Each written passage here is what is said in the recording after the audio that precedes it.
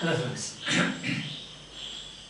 So we have come up to this. What is literature and what is meant by literariness?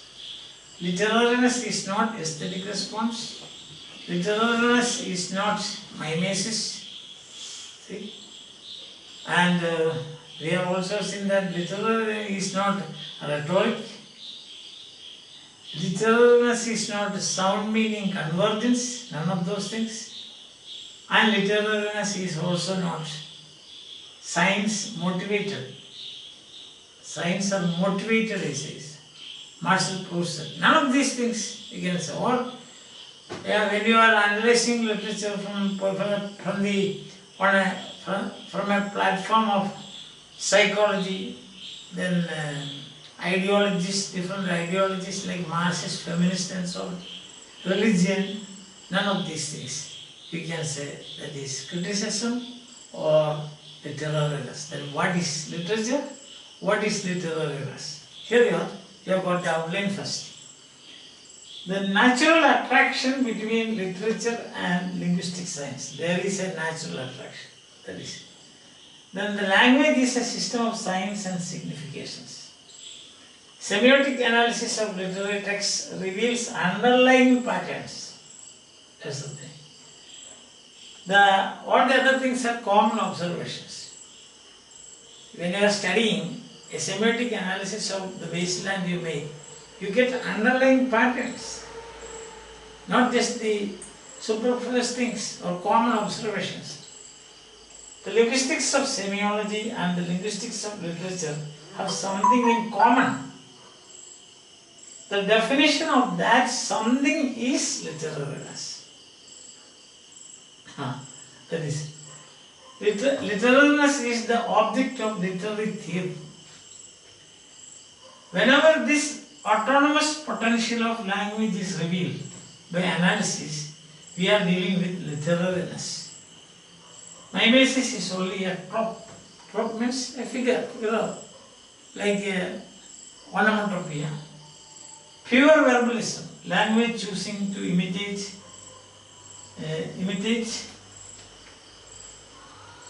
a non-verbal entity. And literature is a reliable source of knowledge about anything but its own language. So this is the outline. We will begin. Literature has a natural attraction towards linguistic science. For example, Edward Sapir, you have heard of this, the Bloomfield. Then Peirce, French P-E-I-R-C, that's the spelling. Saussure. They were all linguists. They were not mainly concerned with literature, but they were concerned with the foundations of linguistic science. But we are trying to say that there is a natural attraction for literature towards linguistic science. But philologist Roman Jakobson, literary critics Roland Barthes, they had interest in semiology. And their interest in semiology reveals a natural attraction towards literature. Literature has to a theory of linguistic science. So some of them were the first group. They were strictly linguists. They were interested only in the linguistic, the foundations of linguistic science. But critics, linguists, also writers, you can say, like Roman Jakobson and Roland Barthes, they were very much interested in literature as well as theory of linguistic science. So that means, first point is that there is an attraction for literature towards linguistic science. By considering, why are we making this statement now? Because what you have to do is a linguistic analysis of literature. For that, The first point to remember is that there is an attraction towards, literature has an attraction towards linguistic science.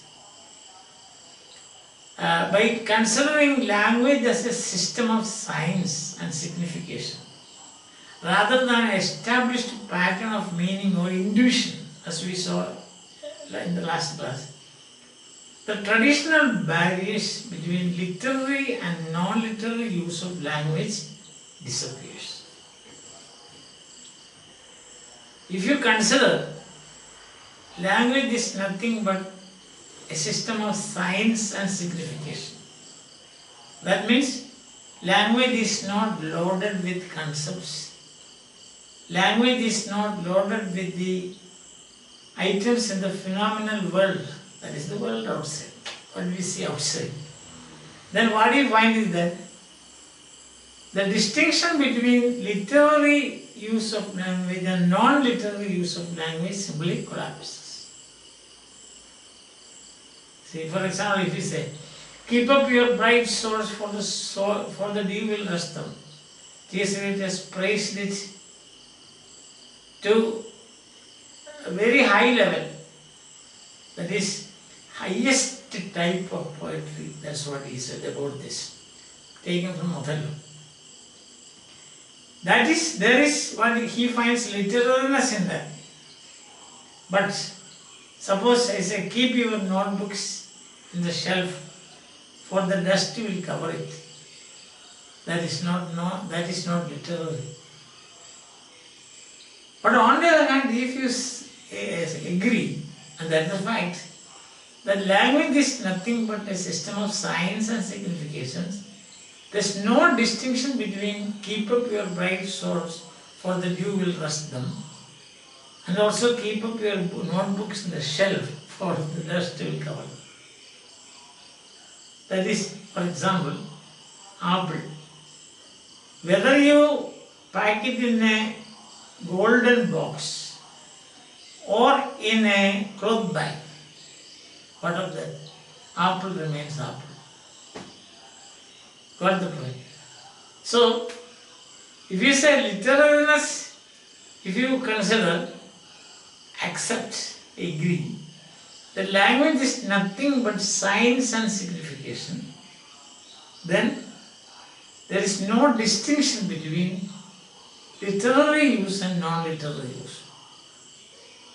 It's like, as I told you, an apple. You can pack it in a golden box, still it is apple. You can pack it in a cloth bag, that also is apple. It's the same thing. So also, the weight of textual canonization also falls or disappears if you consider like this. For example, we say Paradise Lost.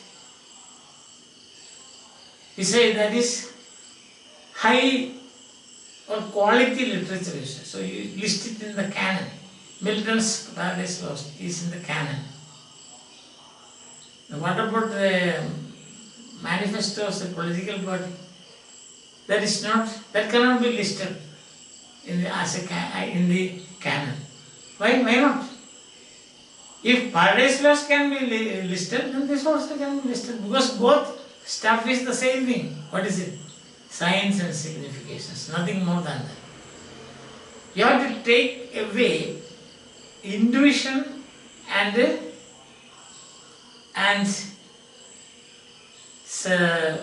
filling this science with ideas and items in the phenomenal world.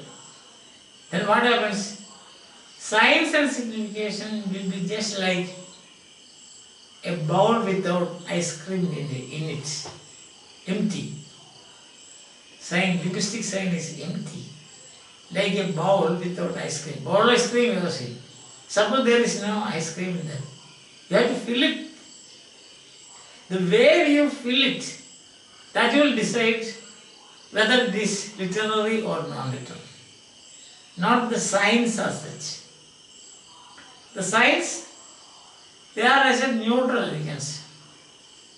Or you can say the empty, like a bowl ice cream.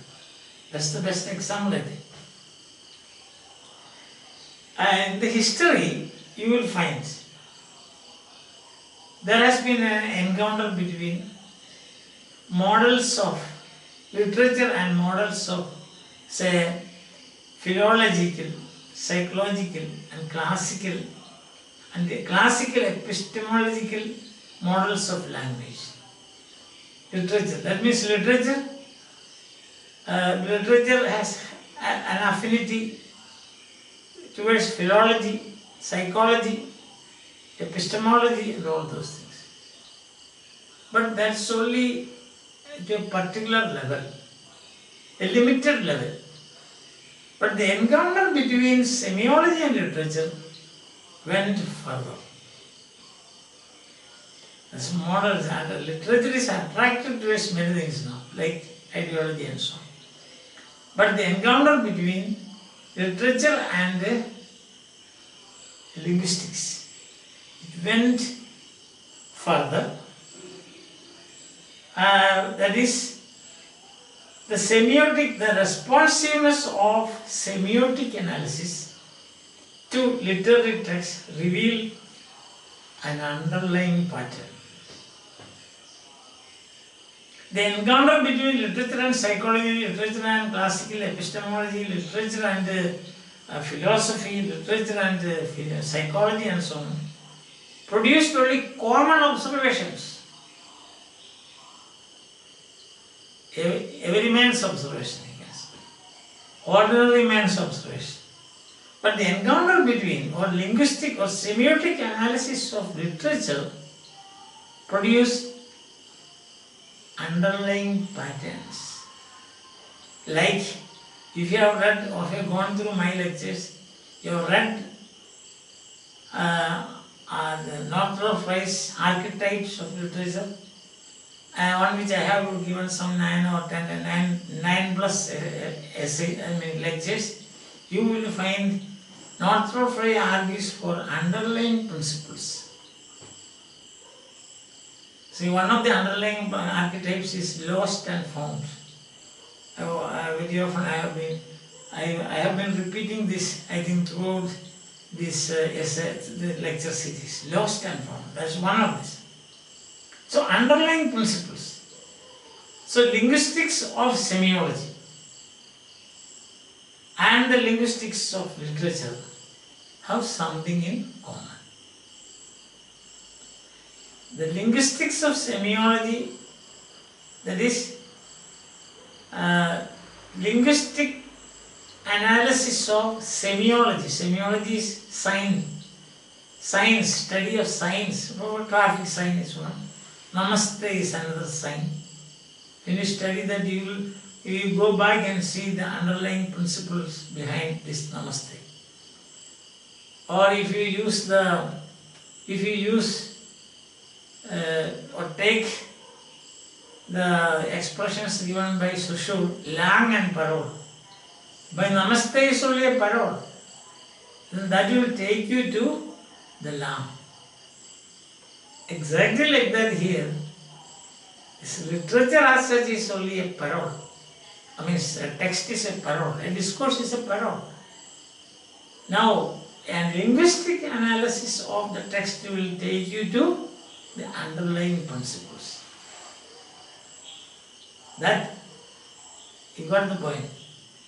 A psychological analysis or epistemological analysis or a philosophical analysis or a philological analysis, they will only reveal common things, common observation. They can only give a common observation. But like the linguistics of semiology, there is also a linguistics of literature. The linguistics of semiology and the linguistics of literature. Just now I told you, linguistics of semiology will take you to underlying principles. Just like that, linguistics of literature also will take you to underlying principles. Deep structures, what we say. Deep structures. And trying to find out that deep structure That is something common here. And definition of that something or the deep structure is literariness, and that is the object of literary theory. So the object of literary theory is literariness. We have already said this is not literariness, that is not literariness, and so on we said. And what is literariness? That's something. What is that something? That is common. Common in what? Linguistics of semiology and linguistics of literacy. Something is common. And that common is, definition of that common thing is literariness. It's very interesting. So, the moment you accept that's autonomous potential of language. Autonomous potential of language. Autonomous potential of language is not loaded with either intuition, ideologies, or the phenomenal world. The things in the phenomenal world. Phenomenal world is the world outside the world. You see tree, flowers, birds, river, mountain. These are all items in the phenomenal world.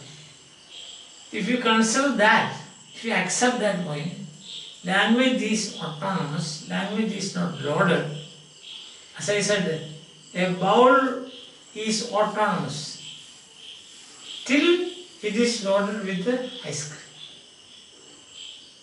Then it is something else. Just like that, it is loaded. A bowl with, when it is not loaded, it is autonomous, independent. Exactly like that, signs are autonomous. So signs are autonomous means language is autonomous. So that is the potential. Whenever this autonomous potential of language can be revealed by analysis, that's the thing. We are dealing with literariness. In other words, the bowl of ice cream is autonomous. But when you fill it, how you fill it, the mode of filling it, that will decide whether something is literary or non-literary. The signs are empty. Then how are you going to, or text production at the level of text production, how these signs are filled in, that will decide whether language is literary or non-literary. So, language as such is autonomous.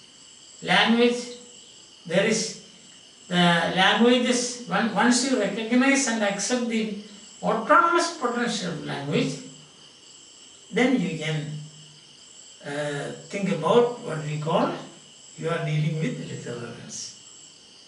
So, therefore, what is literariness? Literariness is avoiding, setting apart or dismissing. Literariness is, according to this theory in Polydman, this dismissing of all aesthetic categories.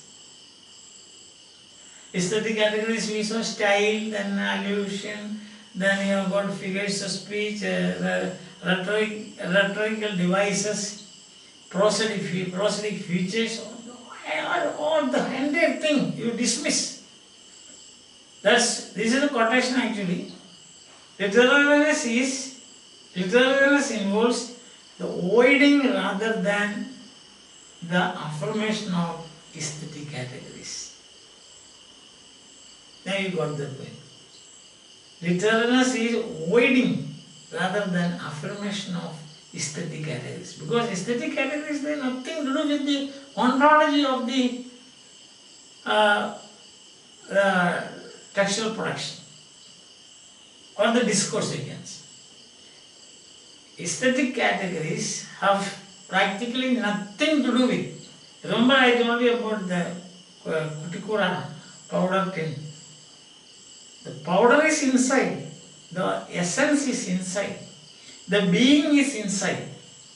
What do you find that picture, that color and paintings and all those things? That is aesthetic categories.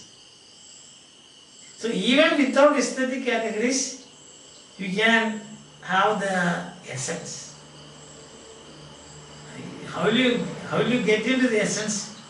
By way of a linguistic analysis of literature. And what do you mean by that? Using Saussurean linguistics. Now you got the point now. That is, literariness is not, literariness is voiding of aesthetic qualities, not affirming them. All those theories right from, you remember I told you about Aristotle up to yesterday. Then others, say for example Althusser and so on, they tried, they worked on literary criticism, evaluation, exegesis and so on. Those things are not theory. You cannot call theory because the object of theory is literariness. Literariness can be revealed only through linguistic analysis, and therefore all aesthetic qualities should be dismissed if you want to reach literariness of a work of art. I hope you have followed. Therefore, he says literariness is not mimesis. Because in mimesis, what happens? It's a trope. It is like onomatopoeia, sound, words in imitation of sound. Words in imitation does not guarantee that this will be the signification.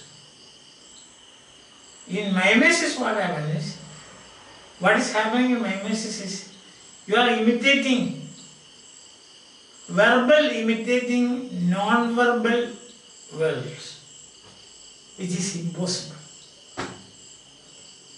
So mimesis is pure verbalism. Understand that language is not a model for natural or phenomenal cognition. Language is not a model for natural or phenomenal cognition. Then how can you load language with phenomenal cognition and also with natural or phenomenal cognition? In mimesis, what is happening? You are loading the language with the phenomenal words, or you are imitating the phenomenal word. Verbal imitating the non-verbal. That is impossible, that cannot be done. Therefore, mimesis is pure verbalism. So your literature is not mimetic mode. Literature is not aesthetic, literariness is not aesthetic qualities, affirming of aesthetic qualities or aesthetic response. So also, because aesthetic response is effect of meaning, where there is no such thing here. It's empty. And therefore, mimesis is also not literariness. Aesthetic quality is not literariness because language is autonomous. Language has autonomous potential. Exactly because of that, mimesis is also pure verbalism. Because you cannot take non-verbal things and pack it in a verbal thing. Imitation is doing that, mimesis is doing that. So therefore, mimesis is also not literariness. So, then what is literature? Literature is a reliable source of knowledge about anything but its own language. No cognition takes place, no meaning, no understanding in literature. What is happening is only You can learn about the stuff that you have used, that is language. So this is a negative knowledge about language. Theory will reveal to you a negative knowledge about language, because so far we are thinking that we had a positive knowledge about language, means language is loaded with ideas, and then the phenomenal world, non-verbal world, that you have to say goodbye to that. That is a negative knowledge. Literature does not carry any such thing except the stuff, the language. If you want to know anything, get any information, you get the information about the language used in literature, not any other thing. My dear friends, this is the argument by Paul Deman. I hope that you have been following. Now you see, once again if you look, you will see this. The natural attraction between literature and linguistics. There is a natural attraction. That means, what is up literature as amenable to linguistic analysis, more than any other type of analysis, philosophical, psychological, philological, epistemological. You can analyze it like that, study. But more than all these types of analysis, literature becomes, it is easy for us to have a linguistic analysis of literature. We have seen great men like Jacobson and Barth. They were very much interested in linguistic science. They were great writers, they were critics, they were also interested in linguistic science. So there is an attraction.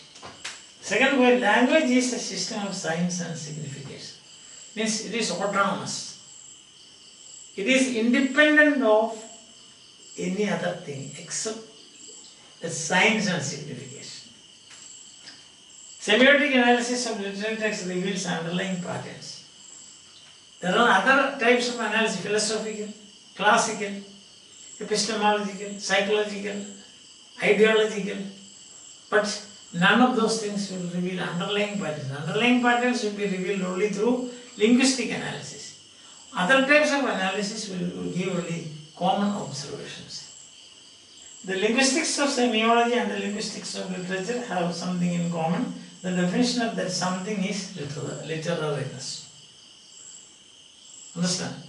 The linguistic analysis of literature and the linguistic analysis of semiology, science, will take you to underlying principles. That something is common, and that something, definition of that something is literary. Means they take you back to deep structures, not surface structures, deep structures. And next, literariness is the object of literature. And that is something. What is common between linguistic analysis of semiology and linguistic analysis of literature? That is, there is something common. Definition of that something is literariness. Whenever this autonomous potential of language is revealed by analysis, we are dealing with the literariness. I told you already that ice cream bowl, example of ice cream bowl. So, language is autonomous, language is independent, like any other science. And then, mimesis is only a crop, pure verbalism, language choosing to imitate non-verbal entity, and therefore that is not a literariness. Like I told you, sound, making sound, words imitating sound. What is that? There is no literariness in that. It's a kind of imitation, that's all. Just like this. Literature is a reliable source of knowledge. It doesn't give you any information. Literature does not give you any information or any knowledge other than knowledge about the language which literature has used. I hope you understand. No extra knowledge. Nothing. No knowledge about the world. But you know, when you read literature, you know, what do you know is, you know something about the language in which it is written, or in which the discourse is produced. Nothing extra. Why? Because it is independent. It is unique and independent. Now when you reveal the independent potential or autonomous potential of the language, what you get is that literalness will be revealed. Otherwise it is all clouded. Aesthetic response is all clouded, you can say. Isn't it? With all kinds of figures of speech and this things like that. And my message is nothing but verbal, imitating non-verbal, and so that is impossible. That's impossible. When you say tree, there is no tree here. It's only a sign. So therefore, my message is also not literalness, or you cannot define my message like that, as Aristotle defines. Hope it is clear to you. So, till we meet again, bye. Have a nice day.